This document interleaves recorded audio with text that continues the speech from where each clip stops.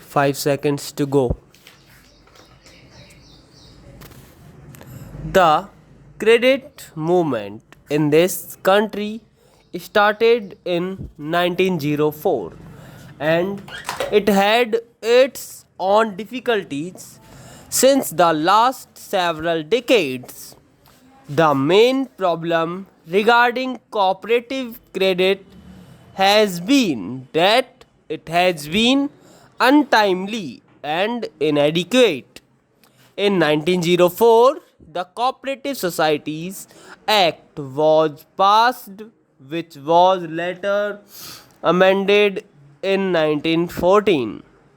Then there were certain committees appointed, and they reported about the weaknesses of the credit movement in the country.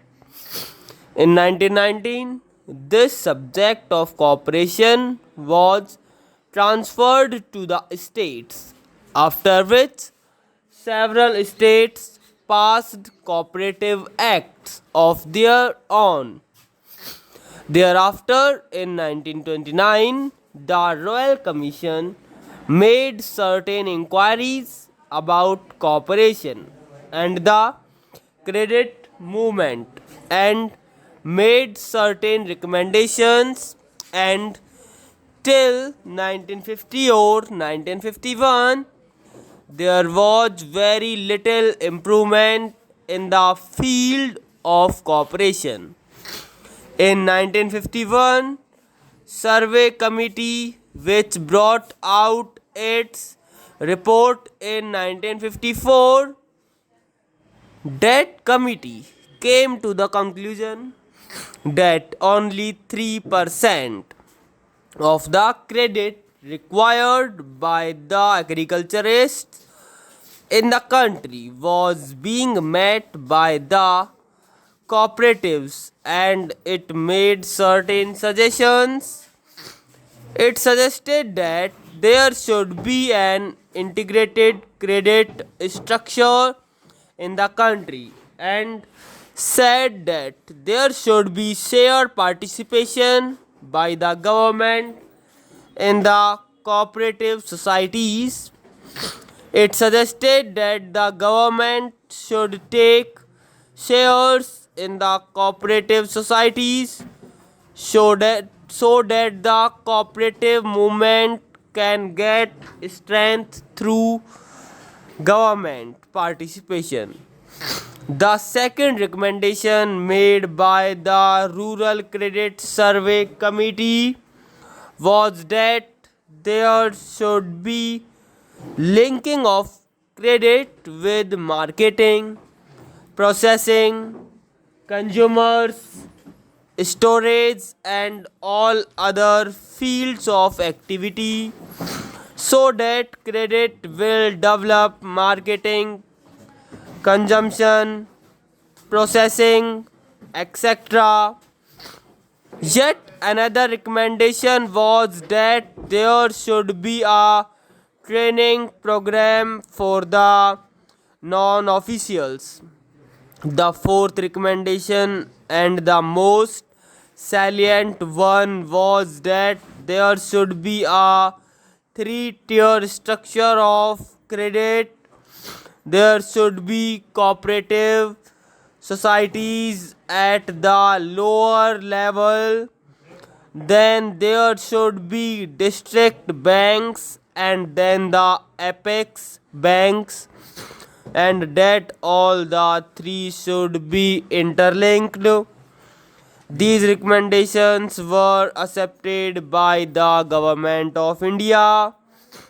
This report also recommended that in order to implement these suggestions, there should be a National Cooperative Development and Warehousing Board. The Government of India have accepted these suggestions in 1956. According to that act, there came into being a warehousing board which took care of the warehouses in the country, and also the National Development Board, which took care of the development of the cooperatives. It was first thought that the two boards should be worked out under the two different acts, but as both the subjects were administratively under one ministry at that time, namely the Ministry of Food and Agriculture, it was thought proper at that stage that the same act should administer the National Development Board and the Warehousing Corporation. Thereafter, a separate department of cooperation was created and attached to the Ministry of Community Development, now called the Ministry of Community Development, Panchayati Raj and Cooperation. And it is decided by the government in 1960 that there should be two separate acts, one for Cooperative Development Board and the other for warehousing. In one of the papers submitted by the Ministry of Food and Agriculture, on the basis of which the presidential order to create the Department of Cooperation was passed, it was suggested that these two bodies should be administered separately, and that is why we have now come before Parliament with this National Cooperative Development Corporation Bill. The other bill relating to the Warehousing Corporation will come up through the Ministry of Food and Agriculture after the bill is passed. Therefore, sir, the present bill is only an amending bill, and opportunity has been taken to have some minor amendments made in the bill. Firstly, the original act covered only agricultural produce, and agricultural produce had been defined in that act. And now, besides agricultural produce, any notified commodity is also being included. If government wants to include any commodity for which Parliament is competent to legislate, it can notify that commodity and apply the provisions of this measure to that commodity. In that case, we will not have to come to Parliament again and again. Any commodity which is in the concurrent list and for which Parliament can legislate can be notified by government for the application of these provisions. The second amendment is about the functional committees. In the present act, there is no provision for functional committees.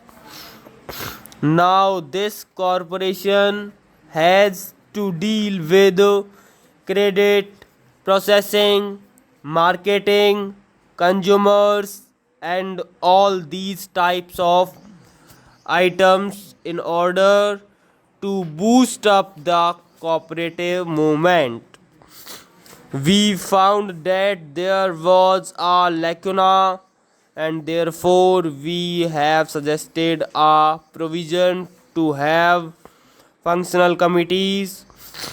It is only an enabling provision, and after this bill becomes act, we will have functional committees regarding credit processing, consumers, etc. Then there was no power of delegation.